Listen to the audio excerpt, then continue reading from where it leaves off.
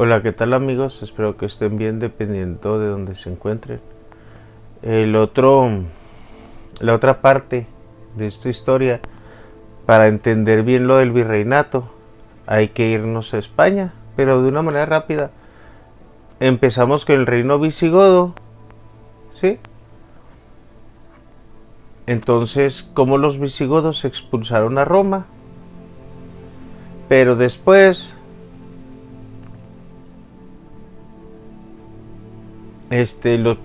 los visigodos fueron aliados de Roma para expulsar a los suevos, vándalos y alanos, perdón. Entonces, cuando ya los visigodos pues expulsan a los bárbaros, por así decirlos.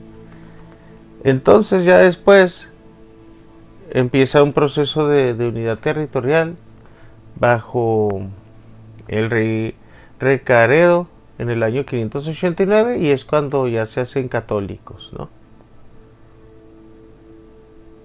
Y hay un que se llama, es un legado, que es un código de leyes visigodo que estableció la igualdad jurídica y ya influyó en el derecho español posterior.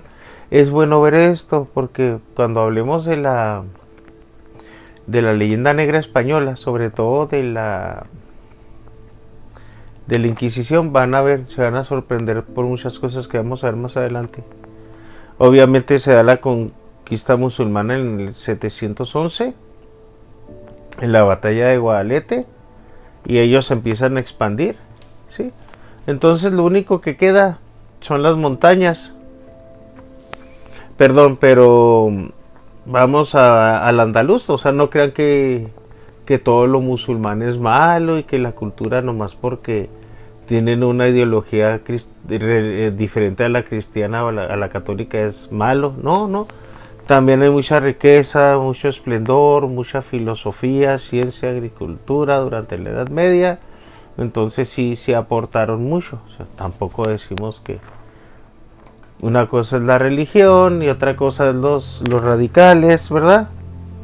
Y otra cosa es la cultura, porque todos descendemos hasta muchas de nuestras facciones y muchas de las palabras que usamos en el castellano pues vienen también del árabe. ¿Qué pasa en el norte? Pues ahí en las zonas montañosas de Asturias, pues ellas se quedaron fuera del control islámico. Y gracias a esta resistencia con Don Pelayo es cuando empieza el proceso histórico que se le conoce como la Reconquista de España o de Iberoamérica. Entonces está el reino de Asturias y luego ya después evoluciona el reino de León. Para esto hay que ubicarnos más o menos en la marca hispánica para ver a Aragón, ¿sí? Por Carlomagno y porque la marca hispánica fue una zona fronteriza defensiva ante Al-Andalus. Luego ya nace el reino de León, luego el reino de Castilla y luego ya después se unen León y Castilla y luego ya sale el reino de Castilla con Fernando I.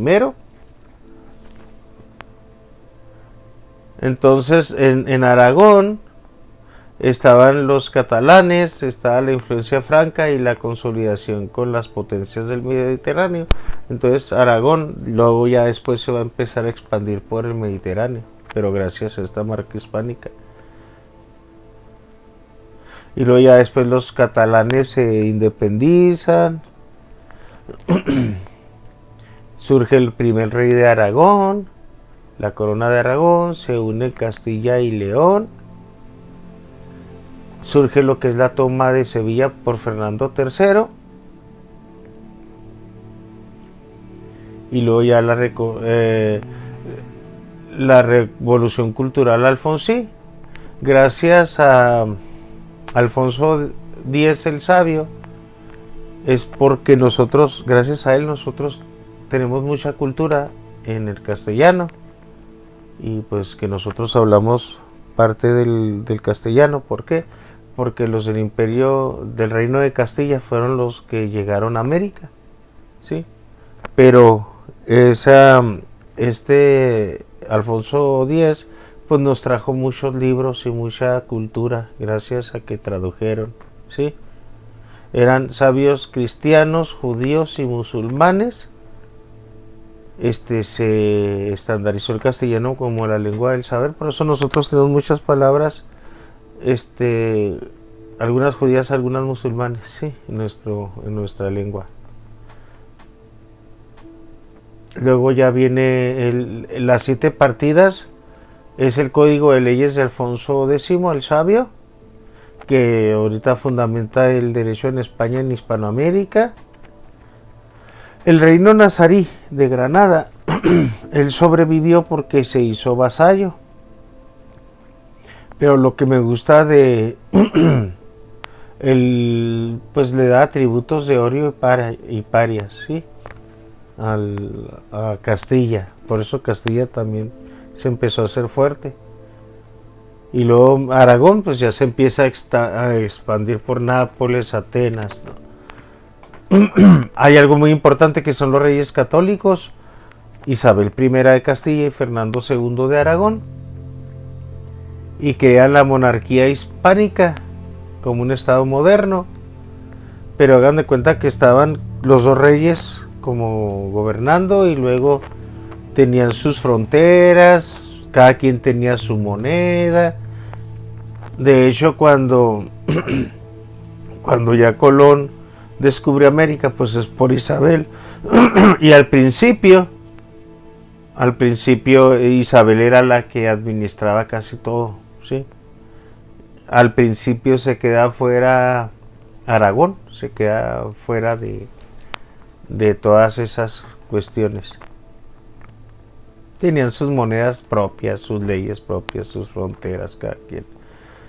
La conquista, algo importante con esta unión de los reyes católicos, de Isabel I y Fernando II, pues se da esto es lo que la conquista de Granada termina el periodo de la Reconquista, porque tomaron Granada y esto se entiende como el fin de la presencia política islámica en España. Entonces Cristóbal Colón, obviamente todos sabemos que por historia, va con Isabel I y ella financia esas expediciones, y gracias a eso pues ya conocemos nuestra historia. No debemos de olvidar de dónde viene la historia, ¿sí? Eso de la tontería del eurocentrismo, de estar en contra de un eurocentrismo, es no saber nada de historia, es querer destruir la historia e imponer una narrativa de opresores y oprimidos que no va, ¿sí? Se descubre América en 1492. Cuando se descubre América, Leonardo da Vinci tiene 40 años y Miguel Ángel tiene apenas 17 años.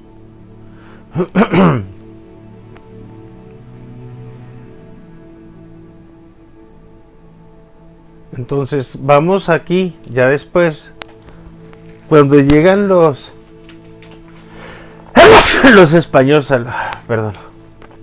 cuando llegan los españoles a América, a lo que es América, pues se encuentran con vestigios de culturas antiguas que ya no existen, que se abandonaron, ciudades abandonadas, o a veces sí encuentran muchos indígenas que están sometidos porque hay un imperio que secuestra gente en las guerras para hacer sacrificios humanos y ofrecérselos a sus dioses para que sus dioses pudieran seguir viviendo, ¿sí?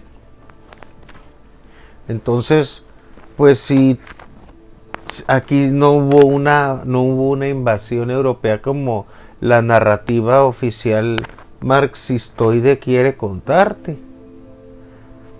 Pero antes de ver eso, vamos a ver una sincronía global entre los olmecas, que son del 1200 al 400 antes de Cristo, y más o menos que había pues entre Troya y nuestro padre Abraham, más o menos en el año 1200, ¿sí? Entonces, cuando están los olmecas, pues más o menos nos ubicamos históricamente en Troya y en los micenos y en nuestro padre Abraham, más o menos. La cultura zapoteca y Monte Albán, más o menos que ocurren del 500 al 900 después de Cristo, fíjate. Después de Cristo, los zapotecas, ¿sí?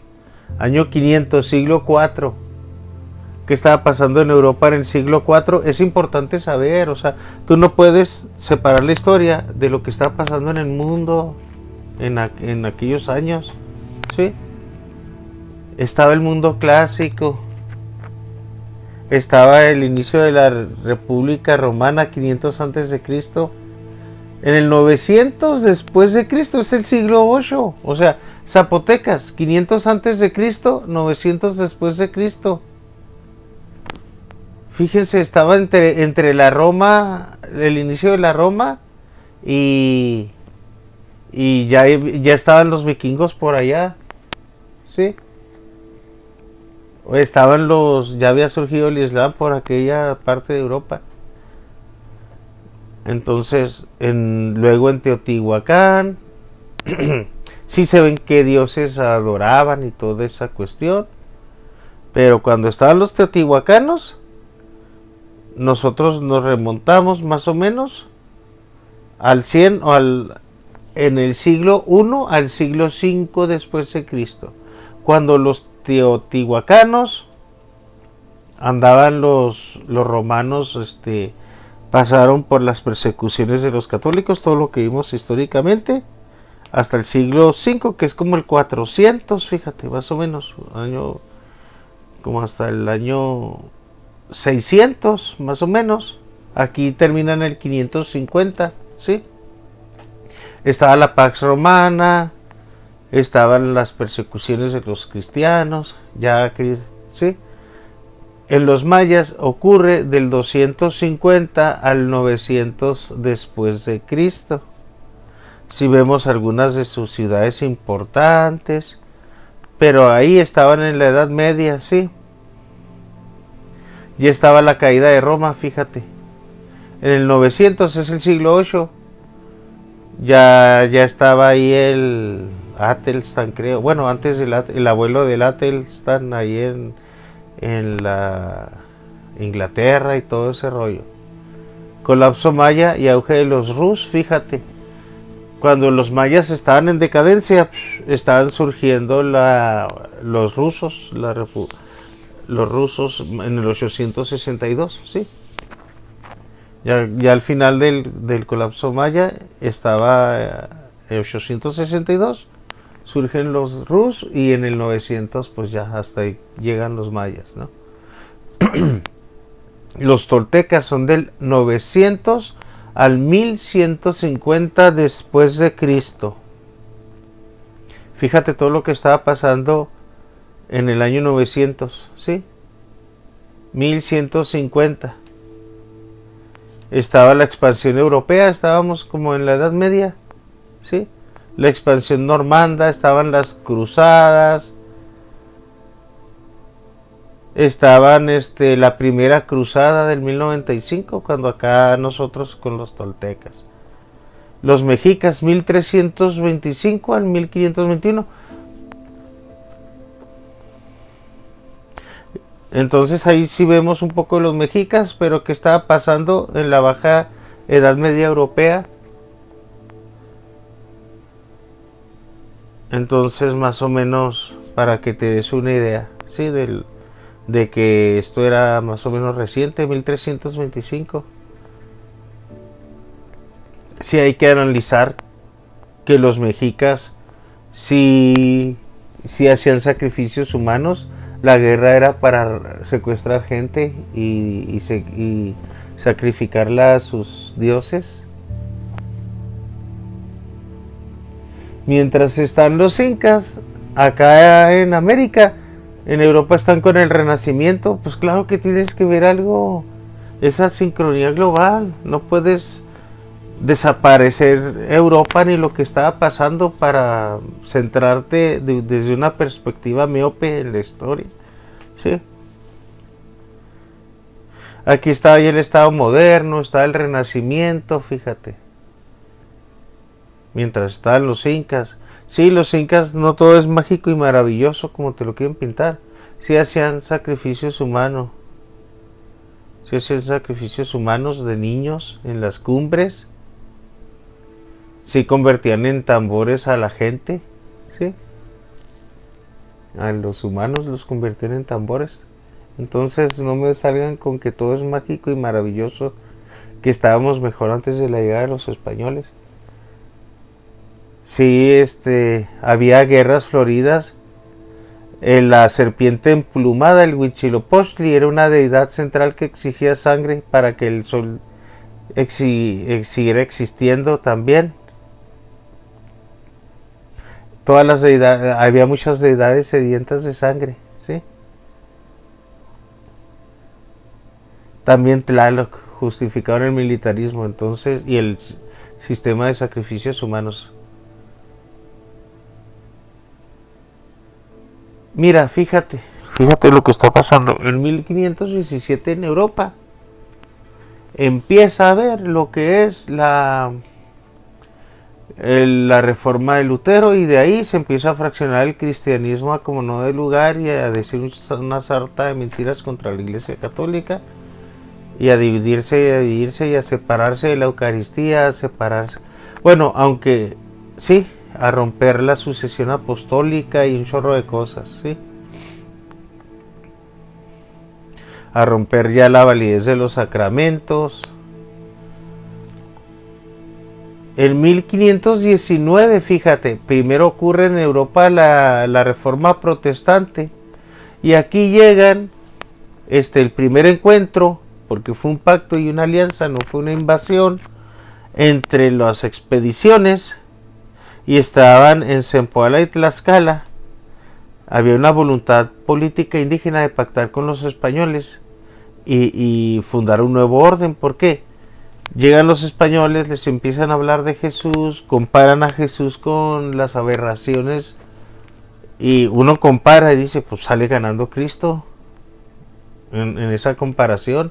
No es de que estén tontos o que los obliguen, o que como falsamente dicen, hoy no tienen alma, por eso lo voy a bautizar para que su alma se salve, pero pensamos que no tienen alma. Es una incongruencia eso, ¿sí? Qué bueno, gracias a Dios, en el 21, mira, hacen el pacto de las alianzas en el 19, y en el 2 años más tarde derriban a Tenochtitlán, gracias a Dios, ¿sí? Pero aquí hay que quitar esa narrativa falsa de que, ay, nos invadieron, ay, la primera invasión europea. No, había entre 800 y 150 mil indígenas, entre 80 mil y 150 mil indígenas, comparado entre 800 y 1300 españoles. O sea, compara 800 indígenas, perdón, entre 800 a 1300 españoles, porque luego vino otra expedición y se les unió, entonces ya eran 1300, ¿sí? Pero fíjate, 1300 españoles comparada con 150.000 indígenas, compara los números. Entonces no es que los sometan y que los obliguen y tanta sarta de mentiras que cuentan.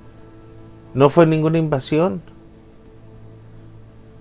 Entonces ya empieza la evangelización, empieza el virreinato, la mejor época que pudo haber tenido el mundo para nosotros en esta región geográfica de América. Fue lo mejor que nos pudo haber pasado, ¿sí? Que llegara la evangelización, las instituciones, las iglesias, los hospitales de indios, la medicina. Mientras andábamos acá nosotros con la salud pública, ya Alemania ya se estaba dividiendo con el anabaptismo, ¿sí? Porque dijo, no, los católicos y los luteranos está mal que bauticen niños desde 1525, vámonos, se separan, ¿no? Y fundan su anabaptismo. Mientras tanto, en 1531 la Virgen de Guadalupe se aparece por lo de la tilma, ¿sí?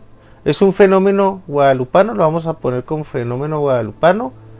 Fue un proceso de mística comparada donde los indígenas abrazan la fe católica al reconocer verdades teológicas a través de su propio lenguaje simbólico y visual. No fue nunca un sincretismo, nunca la compararon con una diosa, ¿sí? Porque no tiene comparación una virgen que engendra un hijo con los falsos dioses sedientos de sangre, ¿sí?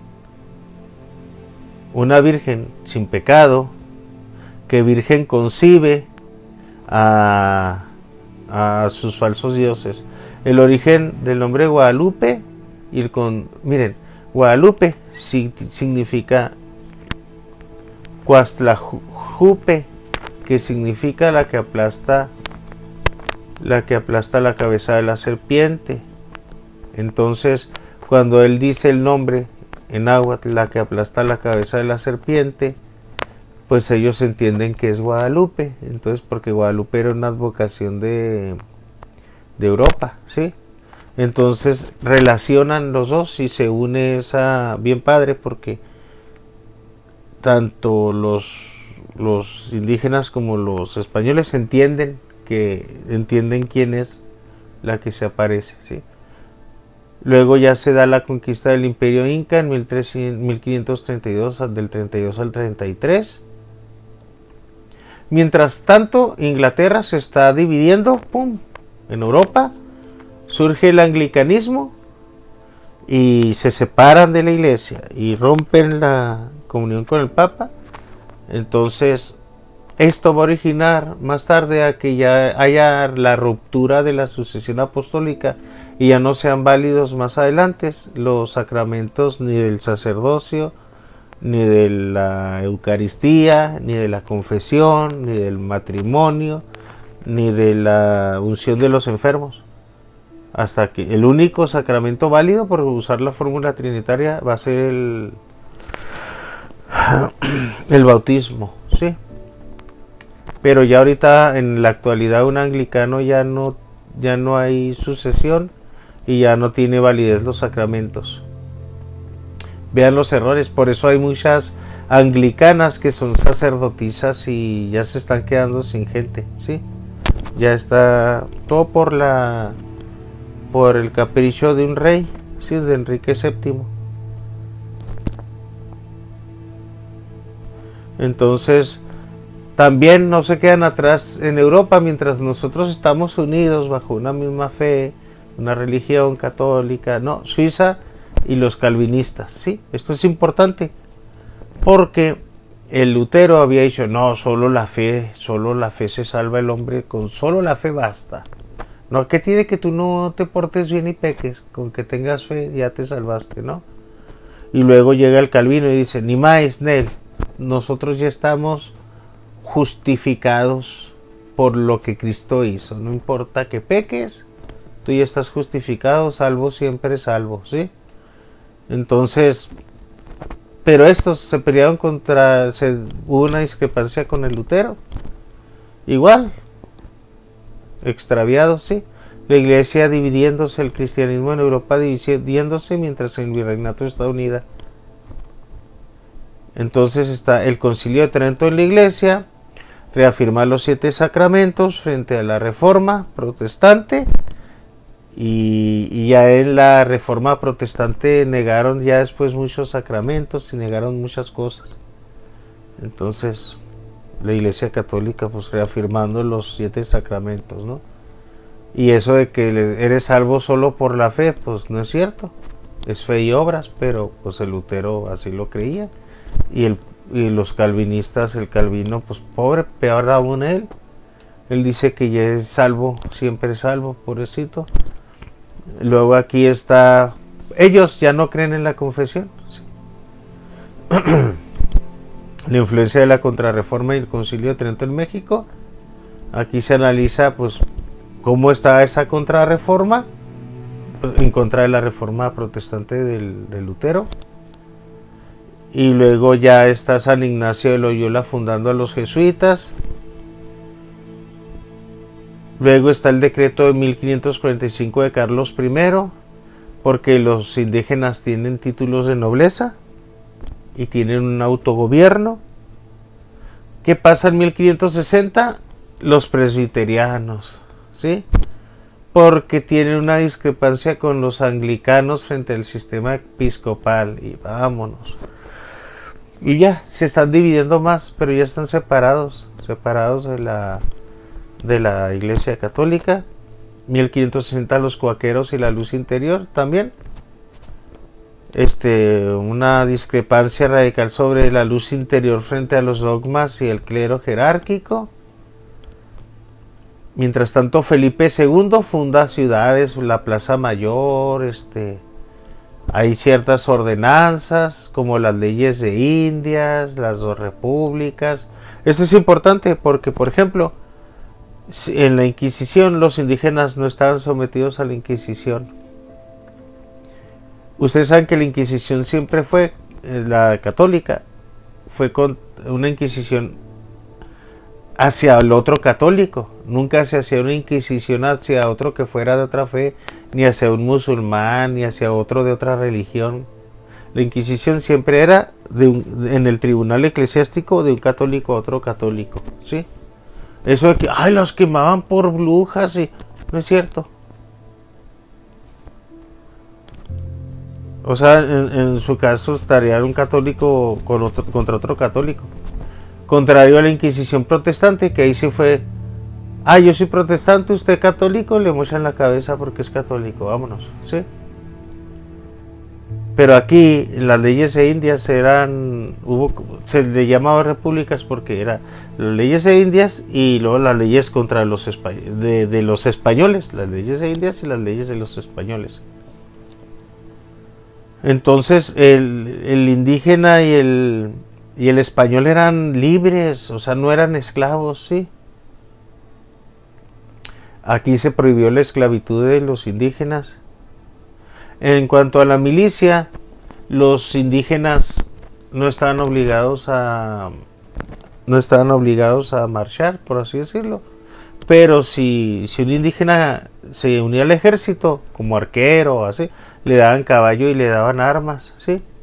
Entonces los españoles decían, pues los miraban así como con envidia porque ellos no tenían caballo ni armas, ni ciertos privilegios. Entonces aquí hubo el mestizaje, el peso de plata global fue la moneda más importante de todo el mundo, el peso de plata, el real de a 8, ¿sí? Acuñada en México, se usaba en todo el mundo. El mestizaje es bueno porque por los ingredientes del mundo, muchas cosas que amamos de México pues vienen del virreinato, ¿sí? En cuanto al mestizaje, el 60% de la población de la Nueva España era indígena, o sea, había más indígenas o mestizos que españoles. El 60% era indígena o mestiza. El 40% era español. O sea, éramos mayoría indígena y mestiza que española, aquí en México.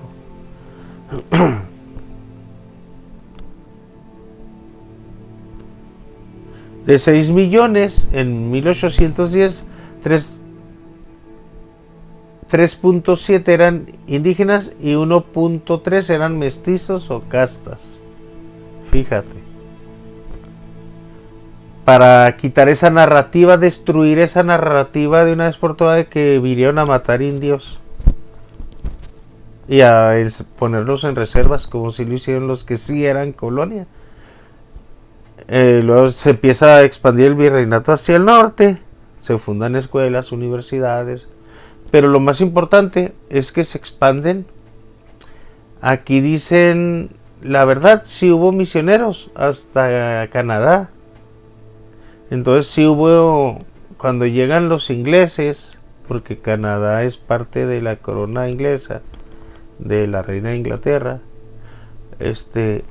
se sorprenden porque los indígenas hablan español y son católicos, ¿sí? Cuando llegan los ingleses, o sea, ya habían ido misioneros hasta allá.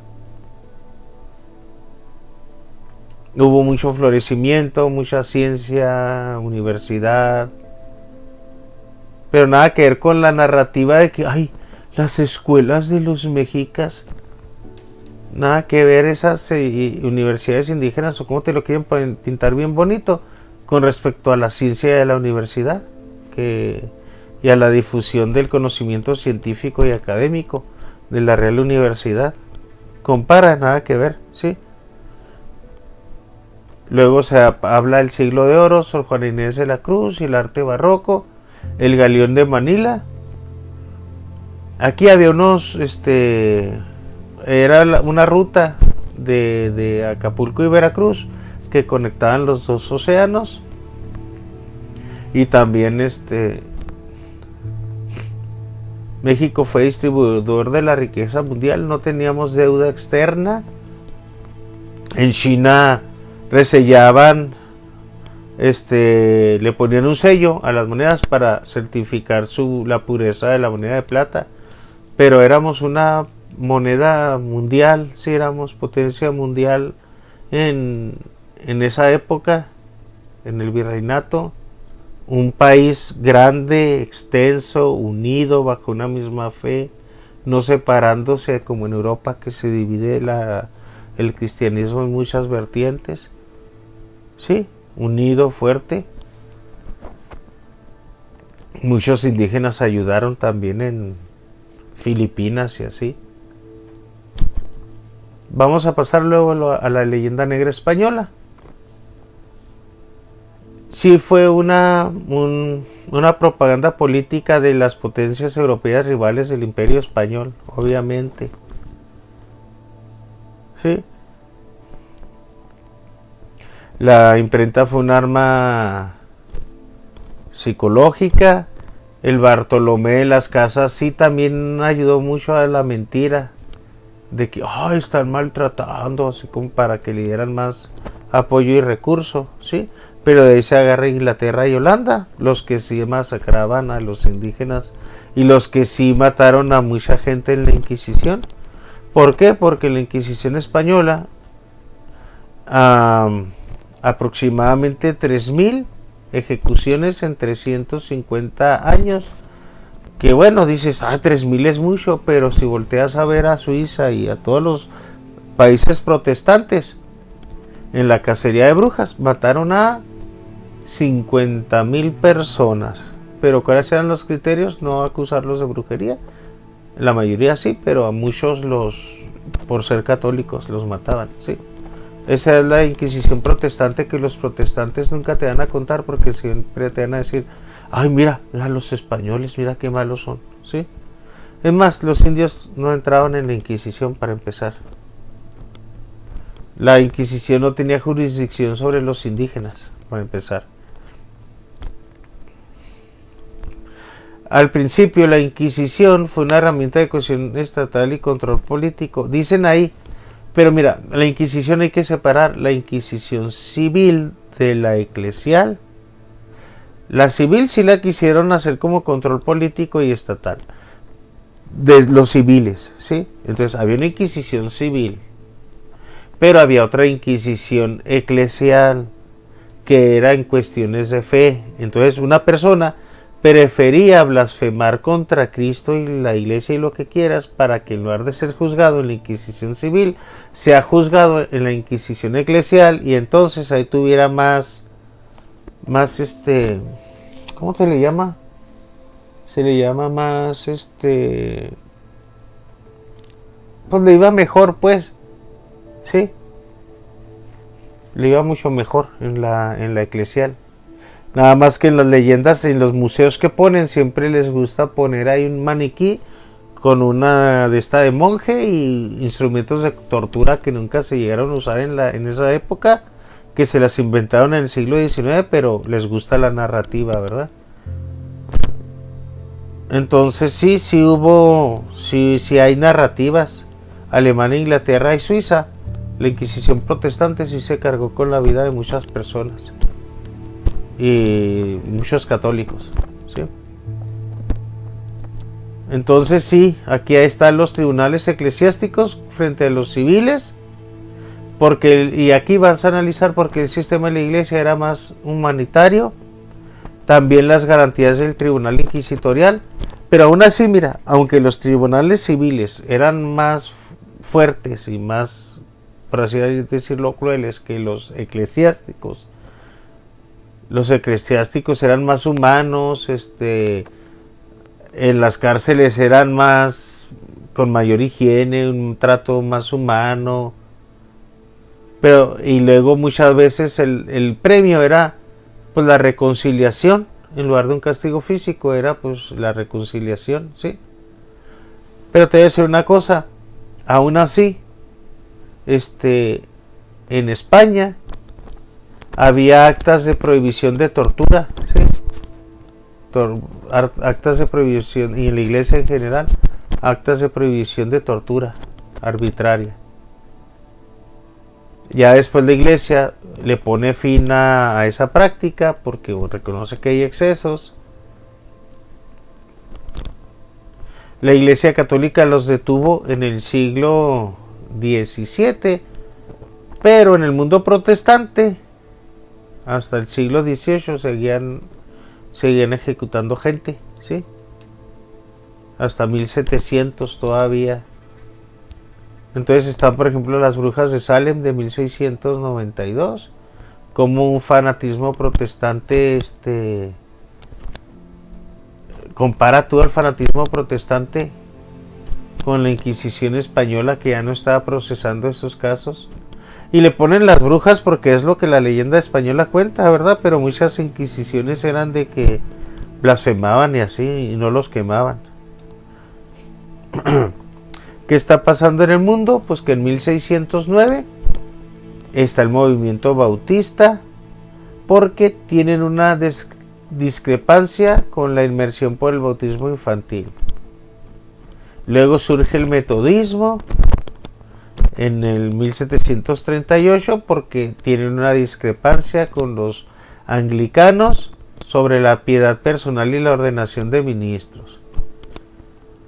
Luego en 1751 Miguel Cabrera hace un estudio a la Virgen de Guadalupe y dice: es imposible combinar 4 técnicas pictóricas en una fibra de ayate sin preparación previa. Y hasta ahí queda, o sea, no hay bocetos, ¿sí? Y él dice, es que es imposible. Y hasta ahí se queda ese estudio. Luego ya, desafortunadamente, surge el origen del liberalismo en México. Y hasta aquí termina la segunda parte. Gracias. Aquí ya, cuando empieza el liberalismo, vamos a empezar el declive y la deuda externa y todo el declive de lo que le pasó a nuestra pobre territorio, ¿sí? Que es la tercera parte de esta historia triste. La historia de la felicidad termina aquí y termina con las reformas borbónicas, que lo pintan como si fuera lo más magnánimo y maravilloso que le pudo haber pasado al mundo. Gracias, nos vemos hasta la tercera entrega.